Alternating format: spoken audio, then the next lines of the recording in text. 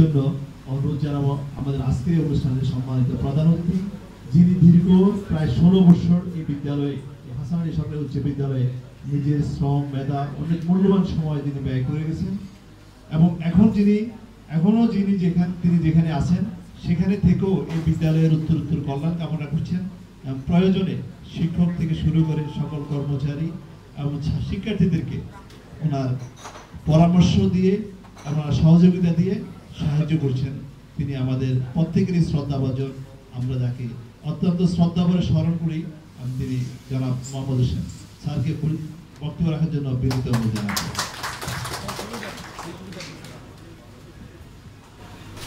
যেহেতু আমি শুরু করেছিলাম আগে মাঝখান থেকে বলবো, এখন আগে শুরু করে ফেলেছিলাম মাঝখান থেকে বলবো, সবাই তো ছিল উপস্থিত, কাজে বুঝতে অসুবিধা হবে না। যদি স্মৃতির কথা বলতে যাই, সুদীর্ঘ এই কয়েক বছরের বহু স্মৃতি আমার ধারণ করা আছে।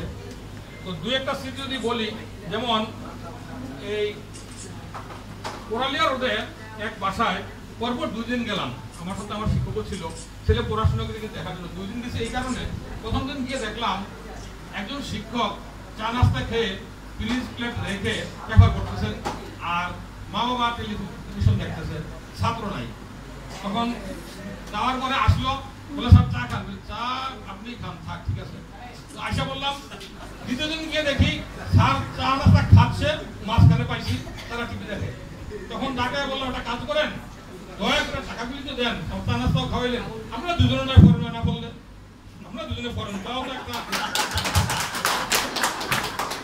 তারা লজ্জা পাইয়া বাবা তখন বাইরে ঘটনা থেকে খুব রাগ টাকিরা। আমি আশা করছি, আমি আর দাঁড়াইনি। পরের দিন শুনলাম যে তাদের পিটিয়া পড়া নিয়ে গেছে বসাইতে, বসায় পড়াশোনা করে সে একটা ভালো রেজাল্ট করলো। রেজাল্ট করার পর বাবা মা দুজনের সবার শেষও আসলো, আইসা শিক্ষক কয়েকজন দিল দাওয়াত খাওয়ার জন্য। তখন আমি না গিয়ে পারি নাই, যাইতাম না, যদিও আমাকে তারা নিয়ে গেছিল। তারপরে মিঠুন চক্রবর্তী এক ছেলে ছিল, সে ক্লাস 9-এ 1 বছর ফেল করলো। ফেল করার পর রেখে দিলাম, কষ্ট করে, তার খুব গরিব অবস্থা। রেখে দেওয়ার পরে পরের বছর করলো দাহা ফেল, বেশি করে করার পরে এখন আর তো করবো না, যাই হোক।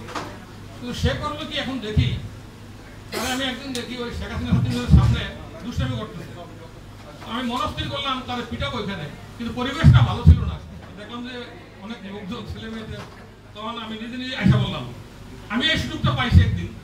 তো একদিন আমি হরতালের দিন যাচ্ছিলাম সিভিল সার্জন অফিসে, এখনকার আগের যে জেলখানাটা তখন এটা ছিল, এটা সামনে যেয়ে দেখি সে একটা সাইকেলের উপর একটা পা দিয়ে, নিচে একটা পা বুতাম জামার খুলে রাখছে, আর 4টা ছেলে তার দিয়ে ঘিরে দাঁড়ানো, অথচ তার ভর্তি করে নেই। তখন মার্চ চলে, আমাদের প্রধান সরকারি রফিক সাহেব ছিলেন সাথে, 19 আমার বসার পিছনে।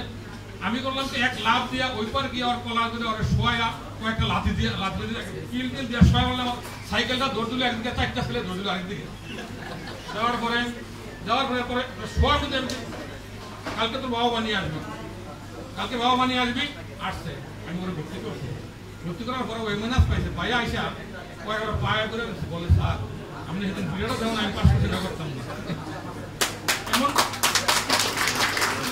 আরো অনেক এগুলি। এক বাসায় গেলাম, আমার স্কুলের পিছনে এক বাসায়, বাবা ব্যবসায়ী, সে খুচরা পয়সা টাকা টুকা কতগুলি নিয়ে আসছে, ছেলেরা দিয়ে গনাইতেছে, আমার সাথে যারা ছিল এটা তারা কিন্তু বুঝতেছে আমার সাথে ছিল শিক্ষক, একটাও একা করে নেই। পরে কি করছে বললাম যে আপনি এই করছেন, সে বললো কি স্যার ওই রাত্র করে আসছি তো, এই টাকাগুলি ওরা কিনতে দিছি। আমি তো তাহলে ঠিক আছে, ওরা দোকানে নিয়ে দিন, আগামী দিন না দিয়ে ওর বাসা দোকানে নিয়ে দিবেন, বেচা কিনা সেই পয়সা মাসছে। আর পরে দাবি ছিল 5 করে গেছে পরবর্তীতে।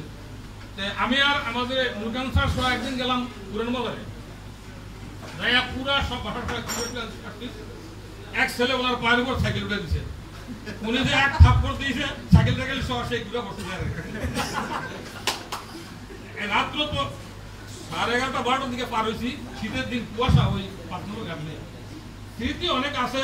তো ছাত্রদেরকেও এমন আমার মনে হয় না এখানে যারা আসো আমার মুখোমুখি হইতে হয় নাই, কম আছে খেলা হয় নাই, মুখোমুখি হইতে হয়েছে, পালাইলে এই সেই করলে আমার মুখোমুখি হইতে হয়েছে, আমার মুখোমুখি হইতে হয়েছে। আমি একটা সবসময় একটা জিনিস আমি ওই এবাকারে মারে ধমকে ফাঁসারে এক ধমক দিয়ে ফাঁসারে আর কোনো তাকে সারা লাগতো না ব্যাট বাড়ি দিয়ে না দিয়ে দুইটা ব্যাট বাড়ি করলেই কাপড় দিত একটা কথা যাই কিছু করছি তোমাদের মঙ্গলের জন্য করছি বকাবাক্য করছি পিঠা দিছি ধরে আনছি তারপরে বাবা মা ডেকে আনছি সব কিছু করছি একটাই উদ্দেশ্য ছিল এইটা আর যত কিছুই করছি অনেকে অনেক কিছু বলেন আমার মনে হয় না এখনো শিক্ষকের মনটা কমে নাই আপনি যদি সঠিক থাকেন if you are right and in the right path আপনার কেউ আসবে না কখনো আপনি যদি কোনো ছাত্রীর আশ্রয় নেন কোনো এমন কোনো কাজ করেন কিছু তাইলে আসবে নয় আসবে না কোনো কেমনে বলি এটা আসবে না কয়েক কোনোদিন